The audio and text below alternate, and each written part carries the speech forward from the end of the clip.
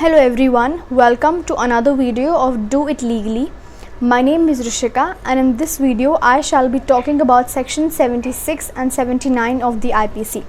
Let's first read that what does section 76 says. Nothing is an offence which is done by a person who is or who by reason of mistake of fact and not by the reason of mistake of law in good faith believes himself to be bound by law to do it.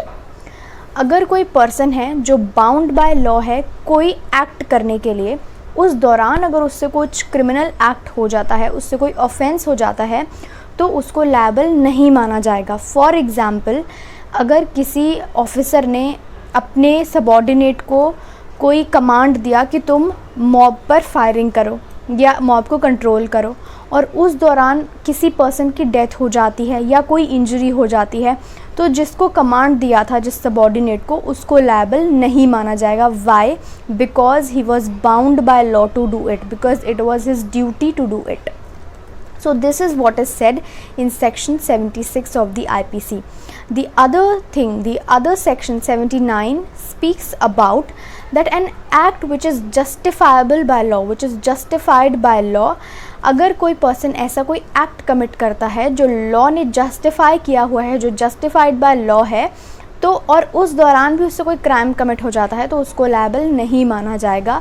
For example, अगर हमें दिख रहा है कि दो लोग आपस में लड़ाई कर रहे हैं, ए और बी, हमें लगता है कि ए बी को मार रहा है और दूर से मैं देखती हूँ कि ए बी को मार रहा है, पर मैं पास जाके जब उसकी हेल्प करने लगती हूँ तो मैं गलती से ए को ही हर्ट कर देती हूँ, जबकि ए अपनी सेल्फ डिफेंस कर रहा था, खुद को बचा रहा था.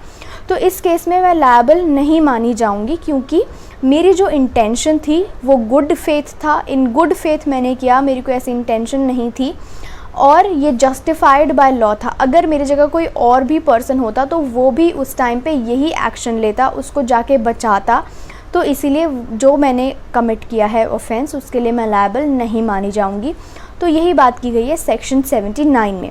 तो इन दोनों में बेसिक सा डिफरेंस यही है कि सेक्शन 76 बात करता है कोई ऐसा एक्ट जो आपने तब किया है जब आप बाउंड बाय लॉ थे, और सेक्शन 79 बात करता है कोई ऐसा एक्ट जो आपने किया है जो जस्टिफाइड बाय लॉ है. जस्टिफाइड बाय लॉ के दौरान कोई एक्ट कमिट हो जाता है आपसे, तो आप लायबल नहीं माने जाएंगे. और according to section 76 IPC, if you are bound by law to do it, then और कोई क्राइम कमिट होता है, कोई ऑफेंस, कोई गलती, कोई इंजरी होती है, then you will not be held liable.